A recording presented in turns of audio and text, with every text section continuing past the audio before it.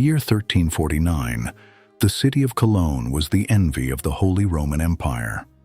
Behind its massive Romanesque walls, 12 great churches reached toward the sky, their bells keeping the rhythm of a civilization that felt permanent.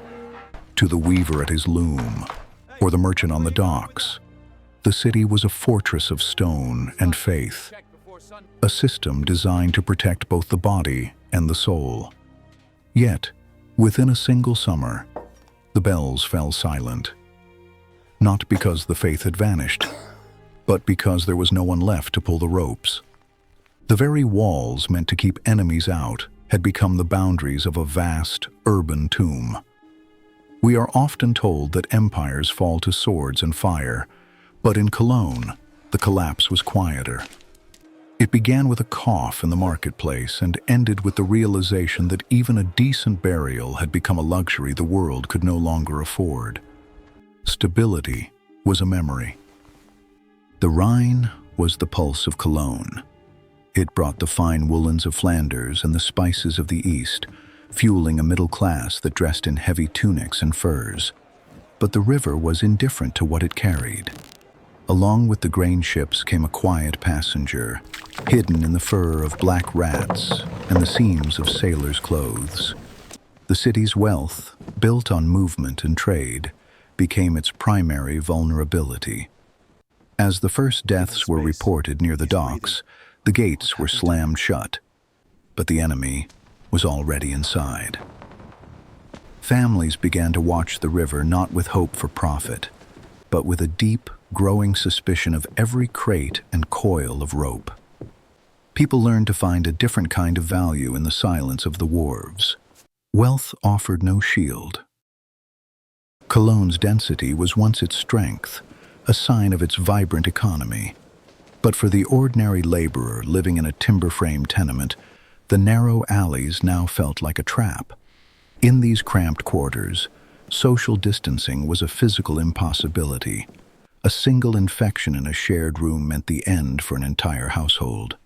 The air, thick with the smell of wood smoke and waste, now carried the heavy scent of vinegar and herbs as families tried to ward off the invisible. In these lanes, survival required a new kind of coldness. Neighbors who had shared bread for decades now avoided eye contact, passing each other in the shadows with their faces shrouded in linen. Proximity became a threat. For the medieval mind, the system of the church was the ultimate safety net. A proper Christian burial, with its rites and consecrated ground, was the only way to ensure the soul's journey. But as the death toll rose to hundreds a day, the priests were among the first to perish or flee.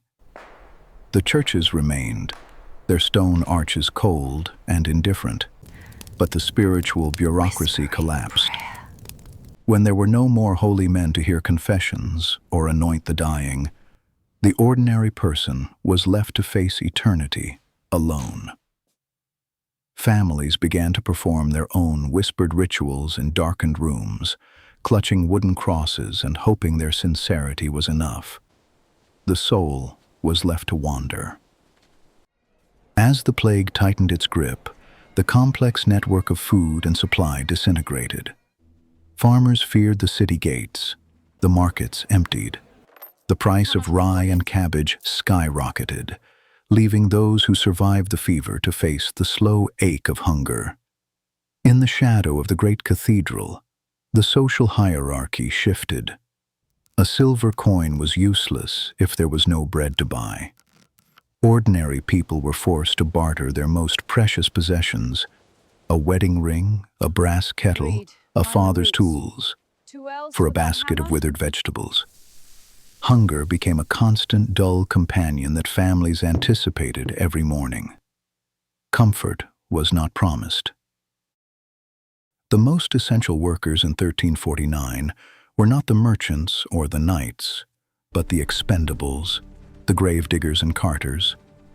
Often recruited from the ranks of the desperate or the condemned, these men moved through the streets at night, their carts heavy with the weight of the day's losses. The system of individual graves and tolling bells was replaced by the efficiency of the mass pit. For the poor, the dignity of a shroud was replaced by a toss into the lime-covered earth.